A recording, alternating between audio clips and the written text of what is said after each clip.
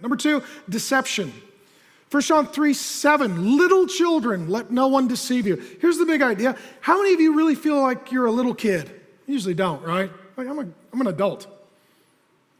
God's our Father. He looks at us like, in some regards, we're still kids. John here is a man who's about 100 years old. He was one of Jesus' disciples. He's looking at the church, and it includes people of all ages like ours, and he says, little children, let no one deceive you. Have you noticed that kids are easy to deceive? You could fool a kid pretty easy, right? They're a little gullible, a little naive. You could tell them something, and they'll actually believe it. Sometimes we're like that. We don't just have a childlike faith, we have a childish faith. And if we're trusting someone who is deceptive, we find ourselves in a dangerous circumstance. He says, so what this is it's a sin to deceive someone, and it's a sin to allow someone to deceive you. This means that they're responsible for their deception, and we're responsible for believing their deception. So we're not always and only victims, we're also morally culpable and responsible for believing lies.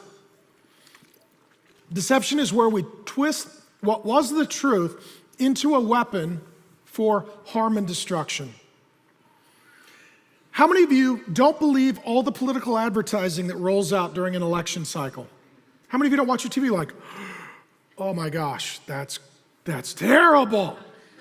Immediately you're like, that's probably not true. They don't tell you the whole story. They omit a few facts. Anytime it's a few words and ... and a few other words, that might have been something that somebody said 50 years ago and 15 minutes ago, and they put them together to communicate something that was never articulated. We just assume that our politicians lie. Lying politician, you don't even need to use both words. Just use one. How about criminals? How about advertising? How many of you don't trust marketing and advertising? You don't. Watch TV, you're like, look at that, that's amazing. It's a lie. All the fine print at the end, it undermines everything they're trying to tell you. This includes as well academic fraud. Is it possible for a student to violate the 9th commandment by plagiarizing something and turning it in as their own work? Yes, it's deception. It's pretending like this is my work when it's not. What about a student who cheats on a test? Here's my answers. No, those aren't your answers. You cheated. This is deception. You're trying to present yourself as someone who is credible and trustworthy, but you're lying in your answers. Happens all the time. This happens at work with embezzlement, where you're falsifying reports to get additional gain from your employer. This happens as well with your clients, where you double bill them. You bill 2 clients for the same time.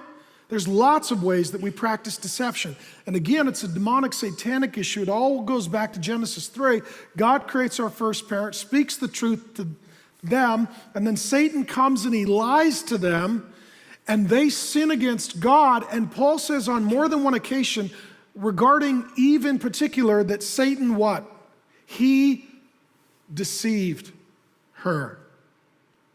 Deception is demonic.